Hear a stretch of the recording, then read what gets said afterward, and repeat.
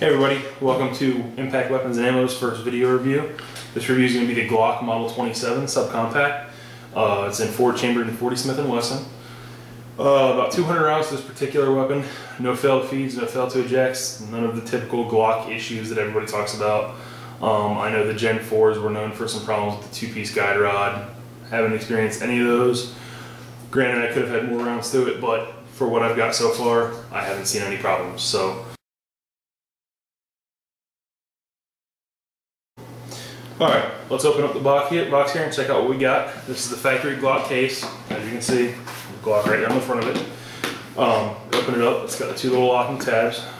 Normally up here is where your warranty paperwork would be.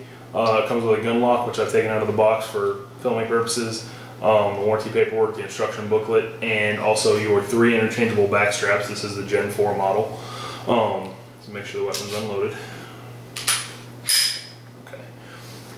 One of the things I like about the Glock is, for me, with bigger hands, it does have some oversized features. It has the option to change the grips to a larger or smaller grip, depending on what your grip type is, how you hold the weapon. Also, I like the fact that it's got the larger mag release on the side over here. It's a lot easier to work with, like I said, with my big hands. The Glock factory magazines, you can tell here, this one's got the Pierce +1 grip extension, and this one doesn't. You'll see the difference in the base plate down there. The Pierce +1 grip extension makes it a 10-round magazine. The stock is a 9, and obviously one in the chamber. This is just the basic Glock mag loader. Just slips over the top there and makes it a little easier to push down the mag springs and the followers. I carry this every day. I've carried it as much as 10-12 hours a day. I love the design. It's comfortable. The finish is awesome. You can tell up here the finish hasn't worn at all, and I actually use this in a Galco Triton Kydex holster inside the waistband, and the finish hasn't worn at all, even though I wear it in a hard holster all day long. Long days, you know, working out in the heat and all that. Still haven't had any issues with any finish wearing off. It's got the basic U in the back and a little dot in the front for the Glock or the Glock sights, stock Glock sights. I haven't put night sights on this model yet. One thing I do find that I don't really like too much about this model, and I may possibly change the actual trigger in the future. It's got a, if you can see there, a little groove in the trigger that you have to depress. It's basically a trigger safety that you have to depress before you can actually fire it.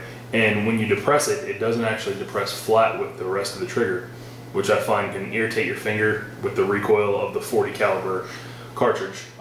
Not too bad if you're just shooting in 50 rounds. Probably not as bad on the 26 with the 9mm cartridge, but I find that on the 40 caliber cartridge, it's a little bit much on your finger after a while. But you know, if you're shooting, you can't worry about a little bruise on your finger.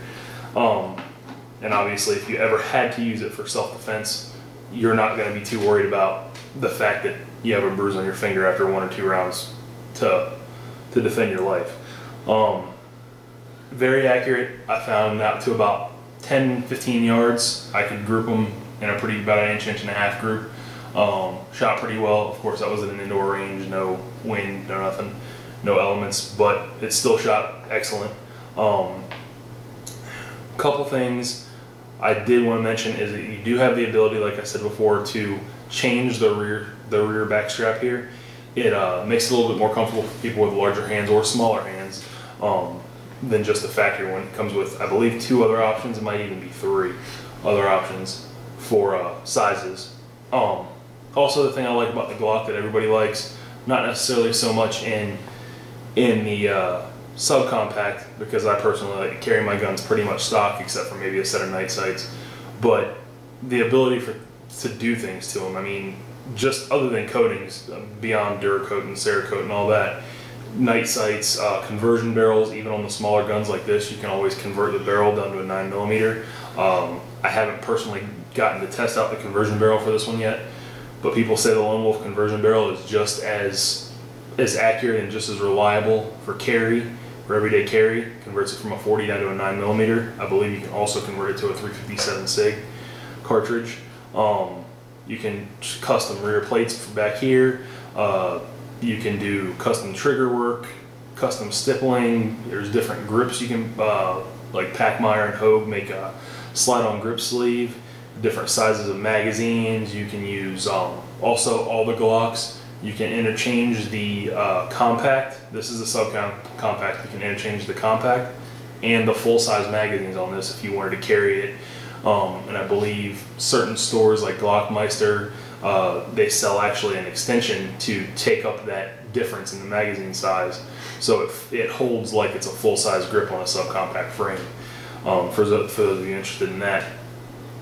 All around, this is a great carry gun. I find that it's easy to carry and comfortable for all day. I think that everybody should look into this if you're interested in a larger caliber in a small frame. I also do a little comparison in size for you.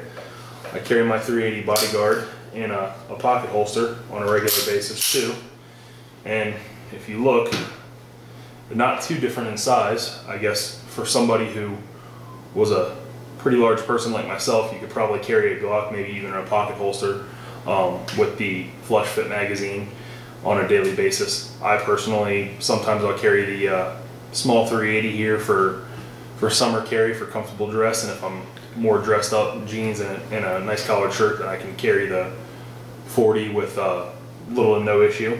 Also, real quick here, I'm going to show you how to pull the gun apart, how to take it down for cleaning. Check it, make sure it's clear, and then you're going to depress the trigger. It's going to lock back. When you do that, I'm going to take this finger and wrap it up around the rear sight, pull it back about 1/8 of an inch, and then you're going to pull down on the 2 clips right here on the side of the gun. There's one on each side. Pull down, release it, and it comes right off the frame. Basic Glock subcompact frame. You pull out the guide rod spring. That's the 2-piece guide rod spring that a lot of people say they've had issues with in these. I believe at one point Glock was replacing these for free, but I'm pretty sure it was only if they broke. You also have, pull out your barrel here.